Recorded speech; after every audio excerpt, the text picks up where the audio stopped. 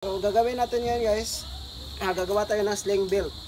No, so ito yun guys, oh. Kung mabantayan nyo sa mga operator dito sa Negros or sa Mindanao, merong sling belt na tinatawag. Ganito yan pag sinusuot guys, oh.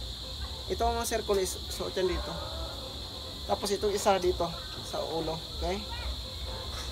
Yung posisyon niya nakaganyan yan guys. So gaano ba kahalaga to, no? So tingnan nyo guys kung gaano siya kahalaga. So pag meron kayo nito guys, so tuturo ko mamaya sa inyo, pero pakita ko muna sa inyo kung paano ito gagawin. Paano ito useful. So pag yung chinso guys, meron tong sa hawakan dito sa likod, meron tong tali, nakaganyan yung itsura niya. Kasi dito yan nakakabit guys, oh. Yan. Yan. So yung mangyayari guys, ito. So tingnan nyo guys, oh. So kahit hindi ko siya hawakan, oh, tingnan nyo. No, so yung masasabi ko dito guys, pag meron kayong sling belt,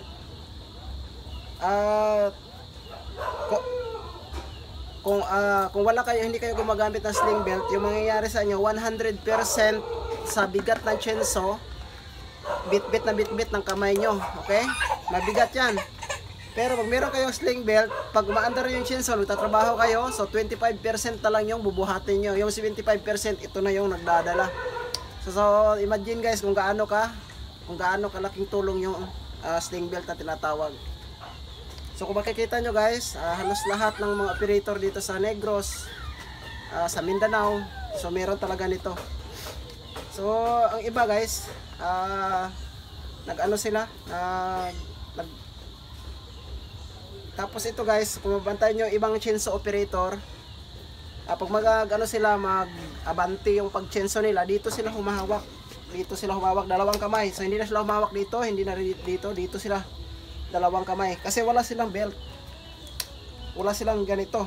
So dito sila hawak. Kasi pag isa lang yung hahawakan nila, ganito lang sila lagi.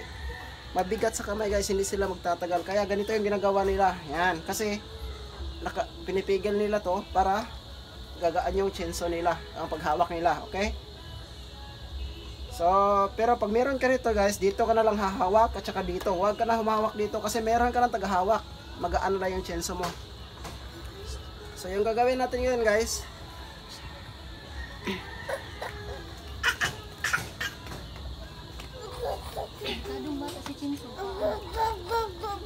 so gagawin natin ngayon guys, gagawa na tayo ng sling belt, no? So tabi ko muna yung guys, chinso, kasi makulit yung